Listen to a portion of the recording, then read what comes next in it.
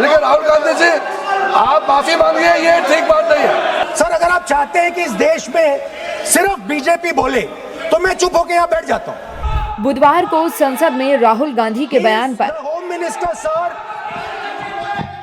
जमकर हंगामा हुआ। उन्होंने अमित शाह पर छात्रों के ऊपर गोली चलवाने का आरोप लगाया। संसद में हंगामा हुआ तो राहुल गांधी संसद के बाहर आए और शाम करीब 6 बजे प्रेस कॉन्फ्रेंस की और दोबारा केंद्र सरकार पर निशाना साधा। राहुल गांधी ने कहा कि संसद से 500 मीटर तक देश के छात्रों को पीटा गया, छात्रों पर पैलेट गन चलाई गई, एक छात्र की आंख की रोशनी चली गई, छात्रों पर कील लगी लाठियां चलाई गई। I have seen the medical certificate. They were shot with pellet guns.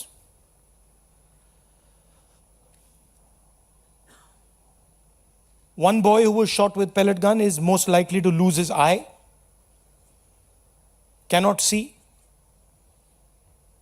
I have seen the medical certificate, AIIMS medical certificate, where it shows that he's been shot by pellet guns. Shock batons, not just normal lathis,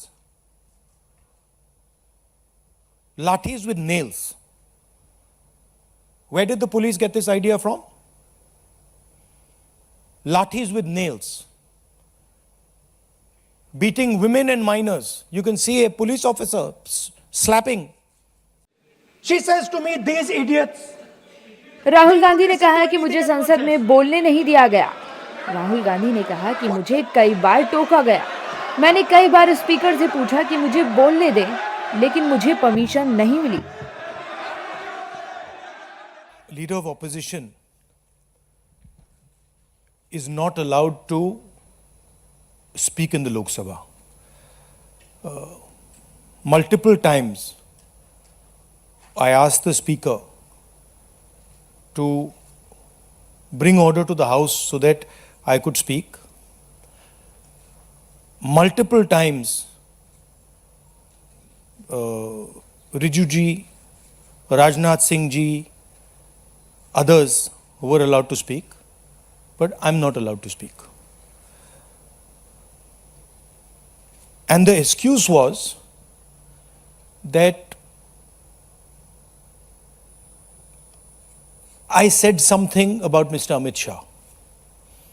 I said that Mr. Amit Shah was responsible for the brutality that was carried out.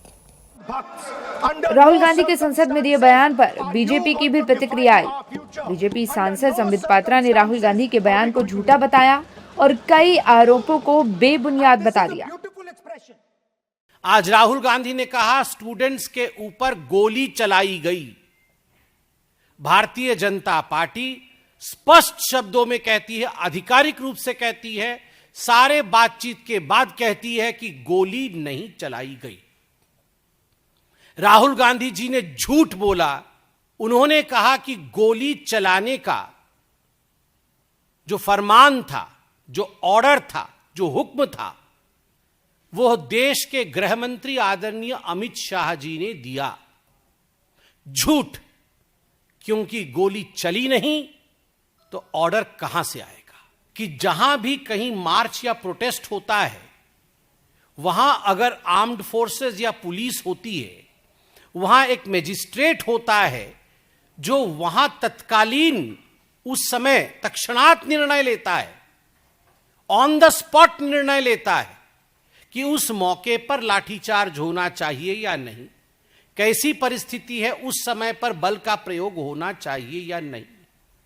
यह निर्णय देश के गृह मंत्री नहीं लेते हैं, वहीं मौजूद मजिस्ट्रेट लेते हैं।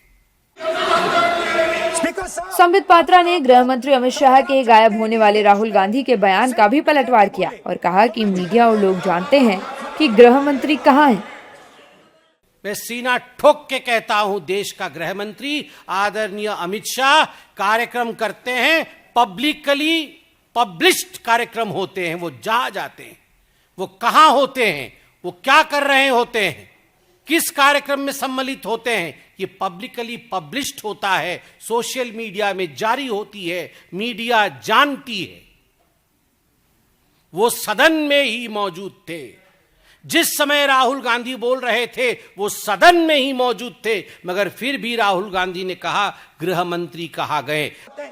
बहरहाल बुधवार का दिन कांग्रेस और बीजेपी के बीच तीखी बहस का गवाह बना। हालांकि शाम होते होते राहुल गांधी के आरोपों का बीजेपी ने एक एक करके जवाब दिया। विधेयक को पारित किया जाए। आपको बताएं तो लोकसभा में एंटी पेपर लीक संशोधन बिल 2026 ध्वनि मत से पास हो गया। हवालों के पक्ष में प्रस्ताव स्वीकृत हुआ और विधेयक पारित हुआ। बिल पर मंगलवार को 9 घंटे चर्चा हुई। बुधवार को विपक्ष की तरफ से राहुल गांधी बिल पर 50 मिनट बोले। विपक्ष के हंगामे के बीच बिल पास हुआ।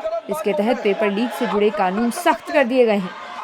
अब पेपर लीक से जुड़े अपराधों में अधिकतम 10 साल तक की जेल और 10 करोड़ रुपए तक के जुर्माने का प्रावधान किया गया है।